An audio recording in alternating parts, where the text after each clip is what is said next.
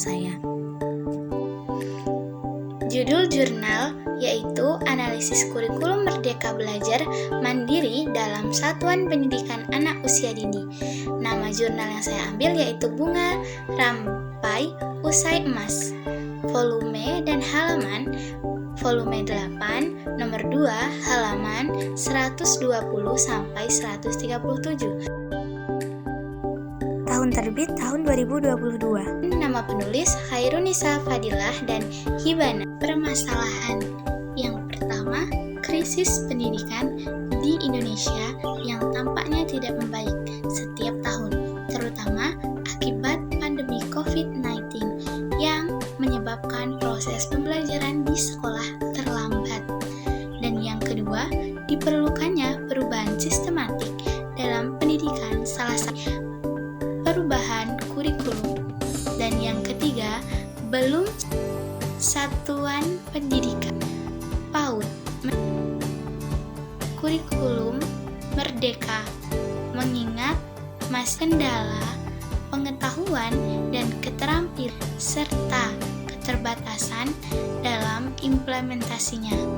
Dan yang keempat, perlu dimaknai secara mendalam tentang konsep belajar mandiri dalam kurikulum merdeka pada pendidikan anak usia dini dan bagaimana implementasinya di satuan pendidikan PAUD.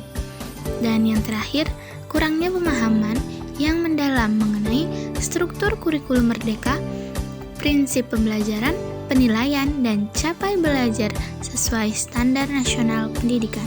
Adapun tujuan penelitian yaitu untuk memahami proses belajar mandiri dan struktur kurikulum merdeka pada pendidikan anak usia dini.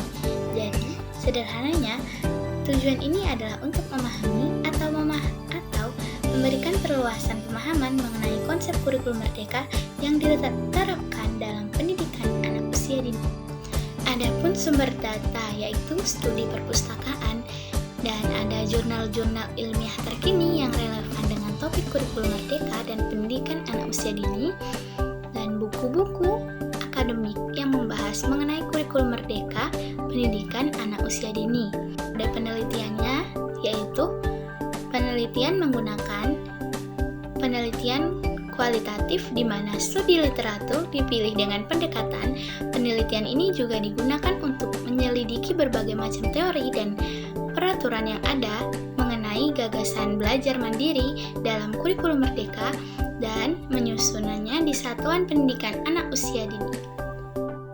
Adapun hasil penelitian yaitu gagasan belajar mandiri Kementerian Pendidikan dan Kebudayaan. Artinya, konsep belajar mandiri yang diajukan Kemendikbud sejalan dengan kurikulum merdeka. Terdapat struktur fundamental yang harus diperhatikan dalam penyusunan kurikulum merdeka, seperti struktur kurikulum yang lebih fleksibel, materi pelajaran yang sesuai dengan tahap perkembangan anak, serta kebebasan guru dalam memilih metode pembelajaran. Profil belajar Pancasila dalam kurikulum merdeka meliputi aspek keberagaman mandiri, bekerja sama, keberagaman, penyelarasan kritis, dan inovasi kreatif. Kurikulum merdeka telah mengacu pada standar nasional pendidikan terkait standar isi, proses, penilaian terhadap pencapaian pembelajaran yang harus dipenuhi terkait nilai-nilai agama, karakter, identitas, serta literasi. Kegiatan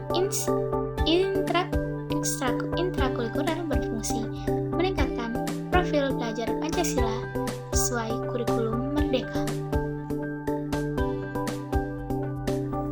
Adapun kelebihan penelitian, mengulas secara mendalam dan komprehensif mengenai belajar mandiri dan struktur kurikulum merdeka berdasarkan berbagai teori dan pendapat.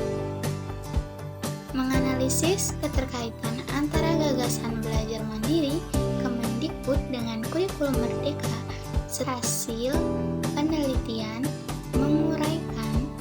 sistematis mengenai profil pelajar Pancasila, standar kurikulum, dan capaian pembelajaran sesuai kurikulum Merdeka di PAUD, mendukung pemahaman yang lebih baik terhadap penerapan kurikulum di satuan pendidikan anak usia dini.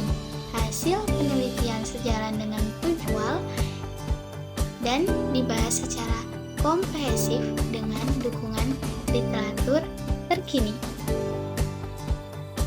Pun kekurangan penelitian hanya menggunakan metode library research tanpa penelitian lapangan. Sumber data terbatas pada jurnal dan buku, belum melibatkan responden lain. Implementasi kurikulum Merdeka di PAUD.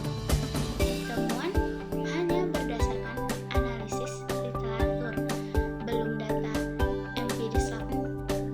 Fokus pada konsep dan struktur kurikulum, belum penerapannya secara praktis, dan belum membahas rekomendasi kebijakan terkait kendala penerapan. Jadi kesimpulannya adalah gagasan belajar mandiri Kemendikbud dan kurikulum Merdeka memiliki keterkaitan dan keselarasan konsep. Struktur kurikulum Merdeka yang fleksibel dan sesuai tahap perkembangan anak telah sejalan dengan SNP. Profil pelajar Pancasila dan capaian pembelajaran dalam kurikulum Merdeka mencakup hal-hal yang sesuai dengan kehendak pendidikan. Kegiatan intrakurikuler dapat meningkatkan pencapaian profil pelajar sesuai kurikulum Merdeka. Perlu adanya dukungan dan pemahaman lebih lanjut terhadap implementasi kurikulum Merdeka di satuan pendidikan PAUD. Demikian, penelitian ini dapat menjelaskan pemahaman konsep belajar mandiri dan struktur kurikulum Merdeka di PAUD secara sistematis dengan didukung literatur terkini, namun masih diperlakukan penelitian lanjutan yang melibatkan responden lapangan. Sekian dari saya. Wassalamualaikum warahmatullahi wabarakatuh.